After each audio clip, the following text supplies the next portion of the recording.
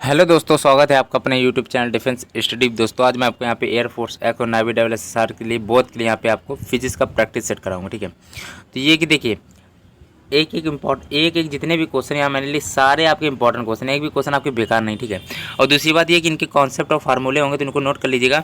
और कोई वीडियो मैं थोड़ा कोई क्वेश्चन मैं ध्यान से पढ़ाऊंगा तो आप थोड़ा ये नहीं कि सोचिएगा टाइम जल्दी जल्दी बढ़ाइएगा मत। ठीक है, बस वीडियो ये है कि पूरा देखिएगा। चलिए वीडियो स्टार्ट करते हैं। 16 नंबर क्वेश्चन दिया गया, एक कुंडली में 1 एम्पियर की धारा 15 मिनट तक प्रवाहित होती है। कुंडली का प्रतिरोध है जो 80 ओम दिया गया। यदि कुंडली इतने समय में 600 ग्राम पानी में डूबी रहे तो पानी के ताप में क्या वृद्धि होगी। ठीक है, अब आपको ये बताना है। पानी की विशिष्ट ऊष्मा धारिता 4200 जूल प्रति किलोग्राम केल्विन है। अब इसको देखिए, सबसे पहली बात तो ये होता है कि सबसे पहली बात तो इसमें तो पता नहीं चला क्या होगा, कुछ नहीं आ रहा। सबसे पहले तो ये किया था, सबसे पहली कंडीशन याद कर लीजिएगा। 1 एम्पियर की धारा, तो भाई देखिए धारा होती है तो 1 एम्पियर मतलब आई दिया गया है धारा। ठीक है, अमीटर होती है, अमीटर आपका धारा मापता पता होगा। तो आई आपका कितना दिया, 1 दिया है, सिंपल बातें हैं। और 15 मिनट मतलब टी आपका 15 मिनट दिया है, उसको उसमें चेंज करना पड़ेगा। ठीक है, 15, ठीक है 15 गुणे 60 करना पड़ेगा मिनट में है ना, क्योंकि अब ये कि कुंडली का प्रतिरोध आपको कितना दिया, 80 दिया है, 80 ओम दिया है। अब ये कि आई आर टी दिया गया है तो इसके लिए सूत्र बताइए क्या होता है, बताइए ज़रा। तो इसके लिए ये आपने एक सूत्र पढ़ा होगा यहाँ पे, W बराबर क्या होता है, आई आर टी होता है। अब होता है W बराबर होता है आई स्क्वायर आर टी होता है। यहाँ पे ये कि W को Q भी कहते हैं, W बराबर Q भी कहते हैं। ठीक है, ये याद रखिएगा। तो दोनों उष्मा के अंतर्गत आते हैं, W बराबर Q होता है, ये याद रखिएगा। या तो फिर Q भी लिख लीजिए, यहाँ पे W चल रहा है, पर W का सूत्र होता है ना आई स्क्वायर आर टी। तो आई का मान 1 दिया है, आई स्क्वायर 1 होता है, आर दिया 15 गुणे 6 90 लिख सकते हैं सीधे। ठीक है, मान लीजिए 90, ये 900 हो गया वैसे तो। और टी कितना हो गया, 80, 9 ठी 72 हो गया। 1 मिनट रुकिए, 9 ठी 72 हो गया, ये इसमें 15 छक्के 90 हो गया। और 9 ठी 72 तो यहाँ पे एक जीरो पहले वाला था, 90 का जीरो, और यहाँ 2 जीरो बचे, मतलब 72,000 हो गया। सीधे गुणा कर लीजिएगा, 15 छक्के 90 होता है, 9 ठी 72 होता है, 3 जीरो हो गए। मतलब ये कि W बराबर Q होता है ना, तो Q बराबर हो गया 72,000। अब हम Q को इसमें बीच में क्यों ला रहा है अभी पता चल जाएगा, क्योंकि यहाँ पे C दिया है। ठीक है, और ये M दिया गया, तो इसका मतलब ये कि Q बराबर कुछ MC का सूत्र कुछ होता है, आपको पता होना चाहिए। तो Q बराबर क्या होता है, MC थीटा होता है। ठीक है, तो यहाँ पे कर लीजिएगा, थीटा बराबर हो जाएगा M अपॉन ए, थीटा बराबर यहाँ पे थीटा बराबर होगा Q अपॉन में MC हो जाएगा, Q अपॉन में MC हो जाएगा। ठीक है, यहाँ पे अच्छे से लिख दे, थीटा बराबर हो जाएगा Q अपॉन में MC हो जाएगा। अब भाई Q का मान कितना दिया गया है, Q का मान यहाँ पे Q का मान वैसे वो दिया गया, W बराबर Q था ना, माना था हमने, तो 72,000 हो जाएगा, W बराबर Q होता है। चलिए, तो अब ये कि M मतलब ग्राम, M मतलब ये कि ग्राम। अब भाई ये देखो ग्राम में दिया गया 600 ग्राम, ध्यान सुनिएगा। लेकिन ये सब देखिए जूल प्रति किलोग्राम है ना, तो भाई किलोग्राम में चेंज करो। अब ग्राम को किलोग्राम में चेंज करते तो 6,000 मतलब 1,000 से भाग देते हैं, जब ऊपर वो जाता है तो टन के बार -3 हो जाता है। ठीक है, अब ये कि टन के बार जैसे कि 6,600 है, बट्टे में 1,000 है, तो ये इसको क्या ले सकते हो, टन के बार 3 भी ले सकते हैं 1,000 को। जब ये ऊपर जाएगा तो टन के बार -3 हो जाता है। ठीक है, इतना आ गया होगा। मैं एक एक चीज़ बताऊँगी जिससे आपको कभी कोई दिक्कत ना हो। और ये है कि अब कितना है कि MC, C का मान कितना होता है, C का मान दिया होगा, धारता दी गई 4200 है। ठीक है, किलोग्राम में दी गई थी, इसीलिए ग्राम को भी किलोग्राम में चेंज किया। अब ये कि 2 जीरो से 2 जीरो कट गया, 1 जीरो से 1 जीरो कट गया, 12 से 72 होता ना। चलिए 12 ही आ गया। अब ये कि चलो काटते इसको, 6 7 42, 6 दूनी 12 हो गया, 6 7 42 हो गया, मतलब 2/7 सब कुछ कट गया जहाँ तक, 2/7 यहाँ पे गुणे में था, टन की पावर -3। ठीक है, तो इसको क्या ले सकते हैं आप ये बताइए। इसको ये ले सकते हैं कि ये टन की पावर -3 ऊपर जाएगा तो टन की पावर 3 हो जाएगी, तो 2000 मान सकते हो। अपॉन में 7 से भाग दे दीजिएगा, 7 दूनी 14, 6 जीरो 7 56 7 हाँ 7 56 पॉइंट 28 पॉइंट से कोई क्वेश्चन आ रहा, 28 पॉइंट से केवल एक ही ऑप्शन दोस्तों। ठीक है, या तो ये कर लीजिएगा 28 ऐसे कुछ आ रहा तो केवल एक ही ऑप्शन, ज़्यादा मत करिएगा, कैलकुलेशन बहुत टाइम जाता है, तो सीधा ये आ गया। अब अगला दिया गया, ताप वैद्युत युग में जिस सिद्धांत पर आधारित वह है, 1 मिनट रुकिएगा, ताप वैद्युत युग में किस सिद्धांत पर आधारित है, ये मोस्ट इंपॉर्टेंट क्वेश्चन है, तो आराम से करिएगा। ठीक है, चलिए, तो ये कि ताप वैद्युत जो होता है, ताप वैद्युत युग में वो किस पे आधारित है, वो सीबेक प्रभाव पे आधारित है। अगला दिया गया है, विद्युत अपघटन की क्रिया होती है, विद्युत अपघटन की क्रिया होती है दोस्तों, बताइए क्या होगा। चलिए 18 नंबर क्वेश्चन है, याद कर लीजिए। जो विद्युत अपघटन की क्रिया होती है वो वोल्टामीटर में होती है। अब दोस्तों देखिए, ये one liner question, objective question जो कॉन्सेप्चुअल होते हैं ये एक ही टाइप के, तो ये अक्सर पूछे आते हैं। ठीक है, 25 में 15 क्वेश्चन तो यही होते हैं, और 5 क्वेश्चन आपके न्यूमेरिकल टाइप के आते हैं, और 5 आपके और थोड़े कॉन्सेप्चुअल क्वेश्चन और थोड़े पूछ लिए जाते हैं। ठीक है, जो आपके बहुत ही कठिन होते हैं, जो 5 दिए जाते हैं वो आपको याद भी नहीं रहते, बच्चे रिव्यू भी नहीं देख पाते हैं वो 5 क्वेश्चनों का कि कैसे क्वेश्चन भी थे, वो बड़े अलग टाइप के होते हैं। ठीक है, पर मैं आपको धीरे धीरे करके सब कुछ कराऊंगा। ठीक है, चिंता में, अभी तो मैंने आपको शुरुआत ही करी फिजिक्स की, अभी सब कुछ कराऊंगा। चलिए अगला दिया गया यहाँ पे, चलिए एम्पियर घंटा मात्रक है, किसका मात्रक? एम्पियर घंटा। तो ये आपको 19 नंबर क्वेश्चन है, तो इसको याद कर लीजिएगा। ठीक है, एम्पियर और घंटा मात्रक है।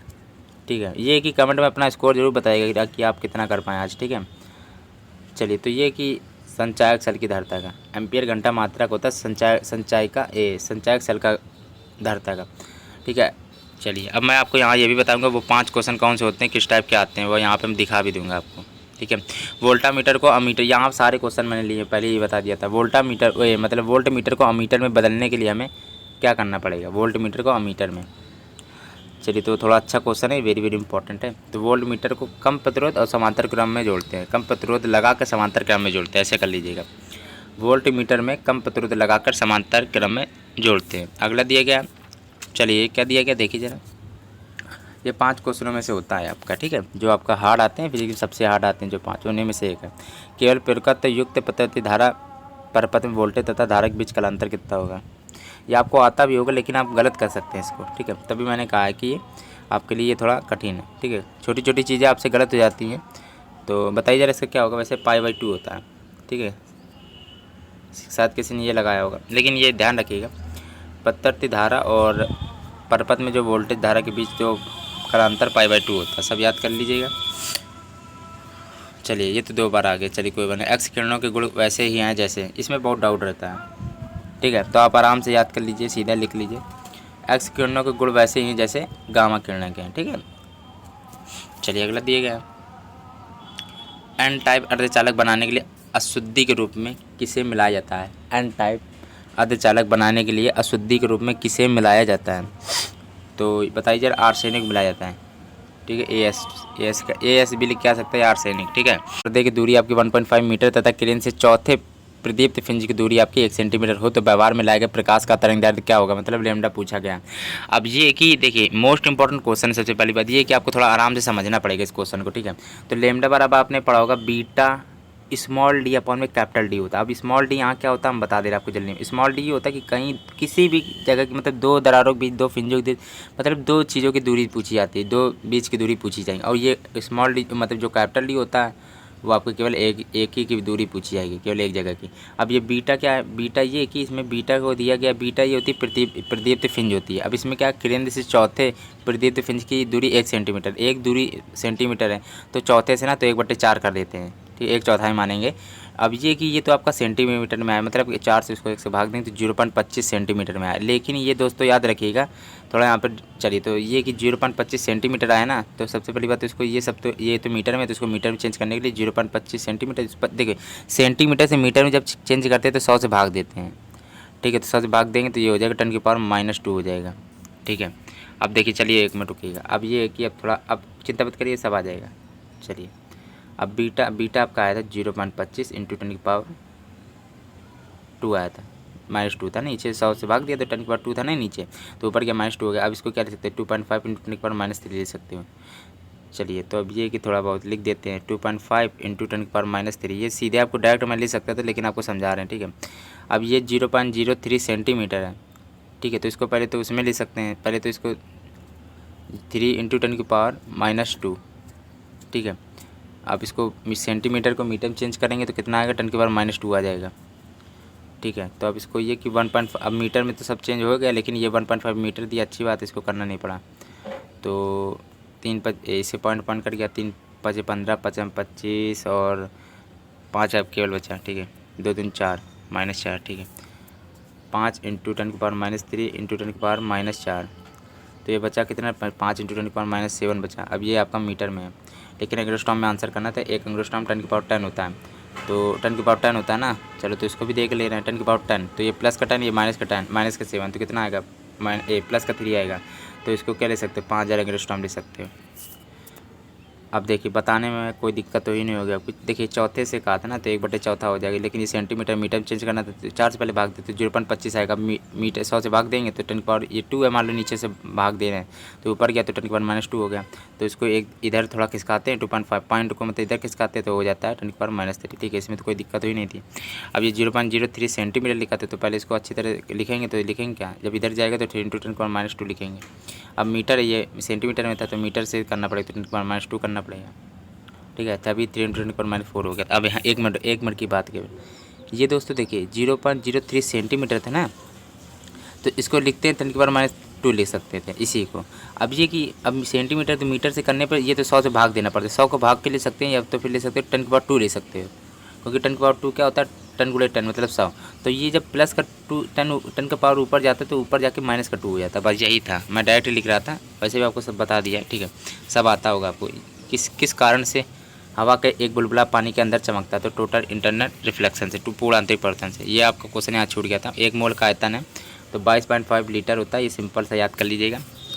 अब ये दिएगा STP पर 1 ग्राम हीलियम की आणविक गति ऊर्जा। इसके लिए मतलब STP पर जो आणविक गति ऊर्जा होती है उसके लिए सूत्र अलग होता है, यहाँ लिख दे रहे हैं 1/2। ये कॉपी में नोट कर लीजिएगा, 1/2 m c² होता है। यहाँ c² भाई क्या है, c² का सूत्र क्या होता है 3RT होता है, और लिख सकते हैं m लिख सकते हो केवल। तो 3RT मतलब 3 दिया, r की वैल्यू 8.31 दिया गया है, t की वैल्यू कितनी दी, t मतलब होता है मतलब ताप कितना STP पर 1 ग्राम हीलियम की आणविक गति ऊर्जा पर क्या है, यदि r की वैल्यू दी। t जब भी ताप मतलब दिया नहीं जाता तो इसको ताप कितना मानते हैं 273 मानते हैं। ठीक है, और यहाँ पे m कितना दिया गया आपका, m मतलब द्रव्यमान होता है, मतलब भाई सॉरी वो ग्राम किलोग्राम वाला। तो आपको इसमें m ये कितना दिया गया 1 ग्राम दिया गया, 1 ग्राम है, लेकिन ये देखिए किलोग्राम में ना, इसको किलोग्राम में चेंज करना पड़ेगा आपको। ठीक है, ग्राम में तो आंसर आएगा नहीं, किलोग्राम से जूल होता है ना, बनता है क्योंकि। तो 10⁻³ हो जाएगा, 1000 से भाग देंगे ना तो 10⁻³ ले सकते हैं इसी को। अब यही कि अब पूरा सबको रख दीजिए। m की वैल्यू, m का मान कितना दिया 10⁻³ है, और c² की वैल्यू कितनी है, ये सब पूरा उठा के ये रख दीजिएगा। ठीक है, क्या दिया है 3 × कितना लिखा है 1 मिनट 8.31। ठीक है, r की वैल्यू जो दी गई 8.31, थोड़ा दिक्कत हो रही है समझने में, पर कोई दिक्कत नहीं, कैलकुलेशन केवल करना था।